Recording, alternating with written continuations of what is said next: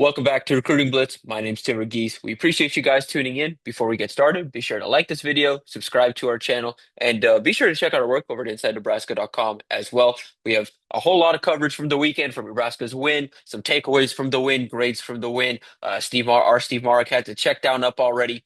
And we have a whole lot of recruiting coverage as well. Intel from the weekend, as well as a Recruits Reacts piece, and as well as coverage on some of the top recruits that were in town. So don't want to waste too much time, want to get right into it. Of course, Nebraska won on Saturday 38-27 over Michigan State, had about 20 recruits in town.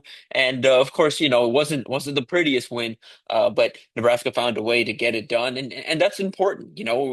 We spent so much time this offseason talking about how important it was for Nebraska to show results on the field. And it didn't necessarily just mean winning ball games. It meant showing that this team is different, showing that this program is heading in a positive direction and heading in a different direction. This isn't the team of previous years. And they did that. And you talk to recruits who like Cooper Terwilliger, four-star tight end out of Pierre TF Riggs. Kyler Kuhn, four-star offensive lineman in the 27 class out of Kansas City. Recruits that have been around campus that have seen this program for a while and have, followed this program closely. Saturday meant a lot. Being in attendance for Saturday meant a lot. Seeing Nebraska find a way to win when in previous years, that's a team. Matt Rule himself compared this team to years past. I mean, there's obviously some comparisons to years past where, in previous years, Nebraska may not have responded the way they did on Saturday and rallied in the fourth quarter. So that was big. It showed a lot of recruits just that this is a program that is fighting. There's a mental standard as well in terms of never getting too down on yourself and never getting mentally backing down from a game. I think that's important. I think that's something where on the field and something we'll get to in our team coverage over at InsideNebraska.com this week is feels like mentally this team has turned a corner in a way, and so we'll see how that plays out over the next few weeks. But on the recruiting side of things, like I said, Cooper Terwilliger, Kyler Kuhn, guys that have been around this program for a while and seen this up close for a while, really took notice of the difference on Saturday. How Nebraska took over that fourth quarter and put that game away. How they celebrated afterwards. Just a big play and the steady play from the defense and the special teams. And so again, leading off with the most important visitor in town, Josiah Teasley, Virginia commit out of Virginia, who Nebraska's trying to flip, and so is Penn State, and so is Vanderbilt, and so is a couple other programs. He's having a nice senior season, and he's seeing some schools and entering his recruitment and giving him, kind of some second thoughts and forcing him to reconsider some things. And so he was at Nebraska for the first time on Saturday. Really enjoyed the atmosphere, of course. Really enjoyed, even though it wasn't always connecting. Really enjoyed seeing Nebraska's passing offense, just the amount of rotation they do in the room and how much they play.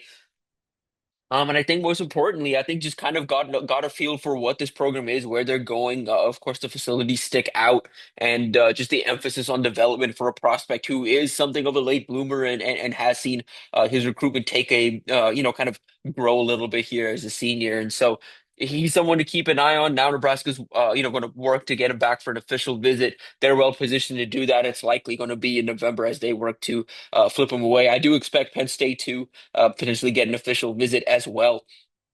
And I'd look for a couple of the schools to potentially give him another shot. He's a big framed receiver with field stretching speed and, just that combination of size and speed, something every program's looking for late and something, a lot of guys don't have. And so he's a guy to watch late in that 26 class as Nebraska kind of puts the finishing touches in that one. In 27, I thought Nebraska did a really good job with most of the top targets in town. Like I mentioned, Cooper Terwilliger, four-star tight end, number 10 tight end in the country per Rivals, was back on campus. I continue to feel good about where Nebraska stands. He just announced the top four. Feel like this will ultimately come down to Nebraska and Iowa State, but Iowa's still in the mix. I went out to go see Terwilliger on Friday night. Iowa was also there to see him, and they're still working in that recruitment, trying to get him on campus. Michigan's still in the mix, but do ultimately think this comes down to the Cyclones and the Huskers. And the big one here, and the big update here is he's become emerged as a priority target for Trey Taylor and the 27 commits. Trey's working and building that relationship. That's important. That's something that really is going to impact, I think, this decision when it's all said and done. And so I've got an eye there, and seeing how that one develops coming out of the weekend. Feel a lot better about where Nebraska stands coming out of the weekend. Kuhn, same thing goes there. This is another visit for him. He's the guy that's been on campus a couple of times. And the Kansas City, kind of ties on staff, the influence of the Kansas City, just members of the roster, and of course Jamar Mosey being on staff has really made an impact. I think you can really feel Jamar Mosey's impact and influence in this recruitment. And he just straight up said, that other programs sometimes ignore the Kansas City area or overlook the Kansas City area. Nebraska hasn't done that, and that makes an impact. Being on the sidelines and seeing Dawson Merritt starting as a freshman, seeing Isaiah Mosey getting run on the offensive side of the ball as a freshman, that all makes an impact. And of course, the offensive line play may not have been perfect, but I think there's some genuine belief in what Donovan Raiola is doing specifically on the interior of the line and the development that young guys are getting in and out of practice. And Kuhn's been at multiple practices. He's seen that up close. He's got no real concerns there. But yeah, could Nebraska still working there? That one's a longer burn of a recruitment going. He's going to take his official visits, see all these programs, but Nebraska very much in that top 5 to 8 mix for him, and well positioned to kind of hang around to that recruitment for the foreseeable future. Nebraska got four-star edge rusher Frederick Ards on campus for the first time out of Florida. This one actually has some late hijinks, I guess is the best way to put it. So he popped up on Florida State's visitor list late in the week, and there was a little bit of uncertainty on whether he'd make it into Lincoln or not. He did end up popping up on the sideline, and he was an eye catcher. It was not hard to miss him. Listed at 6'5", 205. I fully expected a guy that looks like 6'5", 205. He looks closer to 235, if not 240 at this point. He's really filled out into his frame, a lot wider in a good way than I expected, more of a defensive end build than a true edge build at this point in his development as midway through his junior season in high school. And so really fits, I think, what Nebraska's looking for at defensive end. Has that versatility to also play jack. Is having a really nice junior season as well, and a guy the staff would really like to pull out of the state of Florida. I think that's the biggest threat here is Florida and Miami and Florida State. I think the big three in Florida are the biggest threats here. He's been to a few other places. Tennessee, there's going to be a heavy SEC influence in this recruitment as well. But Nebraska got him on campus for the first time, and if the school he's from sounds familiar, it's because that's where Larry Miles, Nebraska's speedy slot commit in the 26 class is from, and so that's going to have an impact in this recruitment as well. But coming out of the first visit, feel good about the impression Nebraska made there. Tommy Douglas, tight end out of Princeton, the Hunt School. That's a power program that's produced power four talent after power four talent. They're frequently in the mix and frequently have a kind of an elite prospect. And Douglas may not be the next elite prospect, but he's a really good one.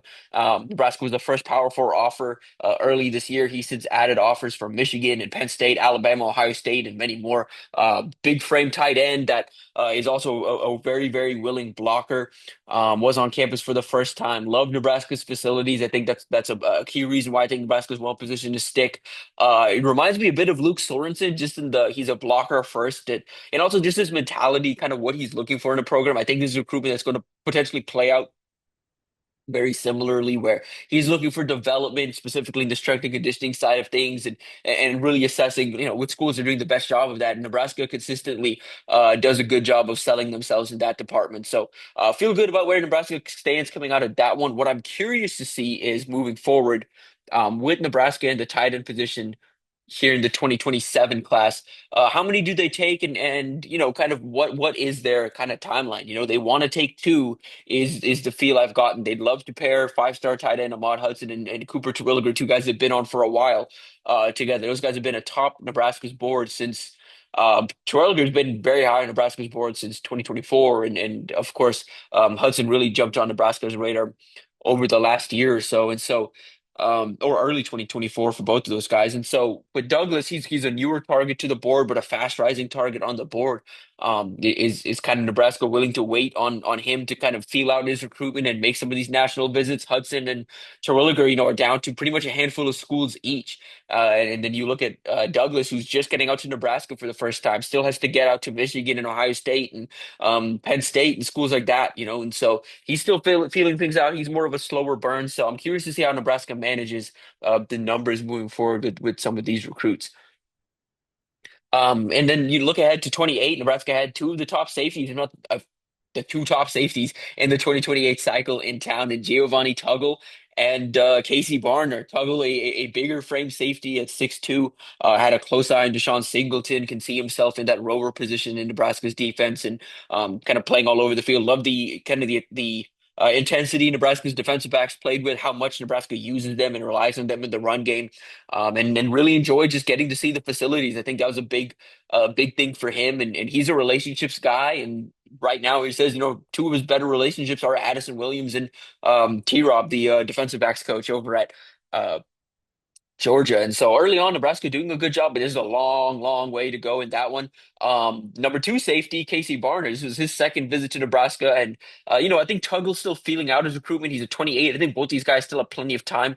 But Barnes is a little further along in the process. He's just been recruited a little longer. He's been to a few more schools, kind of has an idea of some of the top schools in his recruitment. And I think Nebraska's very much in that mix, and he's a relationships guy 100%. He wants it guys to tell him how it is. And we caught up with him over the summer when he was at the Huddle Futures Forum and talked so intensely about, how he wants guys that are authentic with him and honest with him about his game and his play. And Addison Williams has been that through two visits, and that has Nebraska near the very top of his list, if not at the very top of his list. So feel really good about where Nebraska stands there.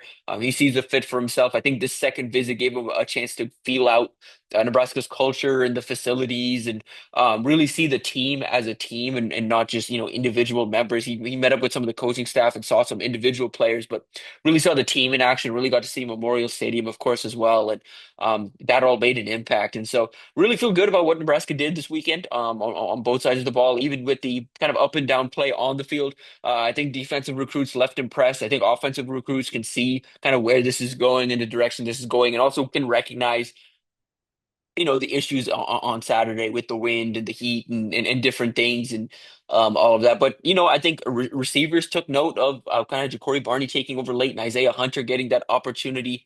Again, and just how much Nebraska does trust their playmakers to kind of make plays. And so, again, overall, I think positive weekend for Nebraska. Not, again, nothing imminent, I imagine, coming out of the weekend. But if there is, of course, we'll have updates over at InsideNebraska.com. That'll about do it for us. We appreciate you guys tuning in. We'll be back with another episode next week, possibly with a special guest.